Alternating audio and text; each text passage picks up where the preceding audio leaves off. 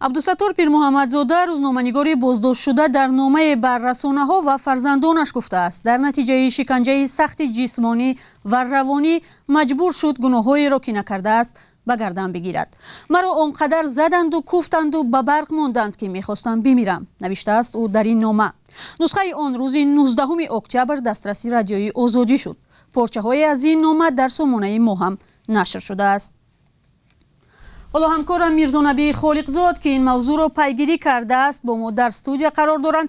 میرزا نبی، پیش از همه بگوید که چی خیلی معین شده است که این نامه عبدالستار پیرمحمدزاده است؟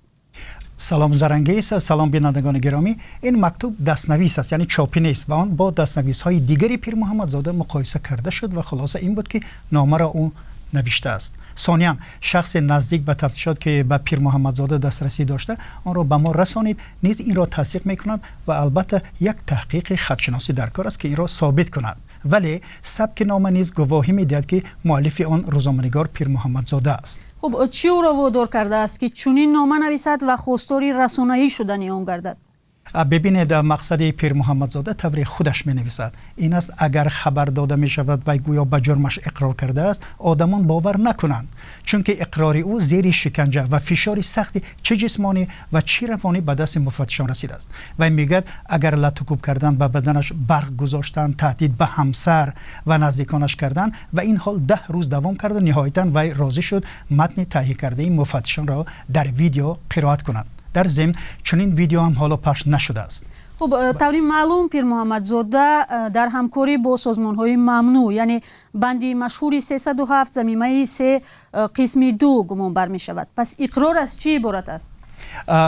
عبدالستار خبرنگار زندانی در نامش می نویسد بعد این همه فشار در زیر دوربین کامرا متن نوشته کارمندان ریاست مبارزه با جنایت‌های سازمان یافته وزارت کارهای داخلی را درباره آنکه گویا با رهبری مخالفان محمدین کبیری در رابطه بودم و در تاجیکستان انقلاب آماده می کرده باشیم زیر فشار جسمانی خواندم.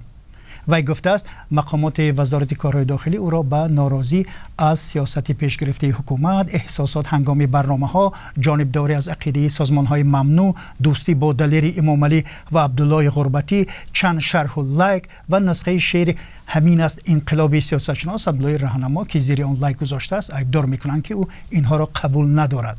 در همین شعر عبدالله رهنما برای نمونه بیتی است: نهضت ما بود یک نهضت سازندگی، مذهبی ما بود پرهیز از پرکندگی.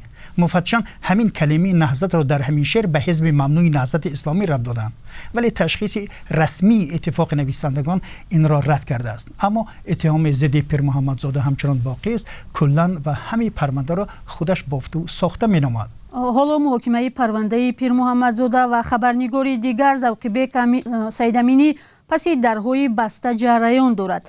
انتظاری ها چی است میرزا نبی؟ تجربه پرونده های 3 روزنامه‌نگار: دلیر امام علی که به 10 سال زندان محکوم شد، عبدالله غربتی به 7.5 سال و محمد سلطان به 7 سال محبس بسیاری ها را ناامید کرده است که محاکمه پوشیده پیرمحمدزاده و سید امینی با حکم سفید کننده به پایان رساند. این است. تشکر. همکارم میرزا نبی خالقزاد بود با آخرین تحولات در پرونده های روزنامه‌نگاران بازداشت‌شده تاجیک. سلام، اگر خط و خبر می‌خواهید ما داریم. نوید بامدادی، سرخط خبرها، اخبار تاجیکستان و جهان، گزارش‌ها و تحلیل‌ها. چی می‌گذرد و چرا؟ دانستن فهمیدن است.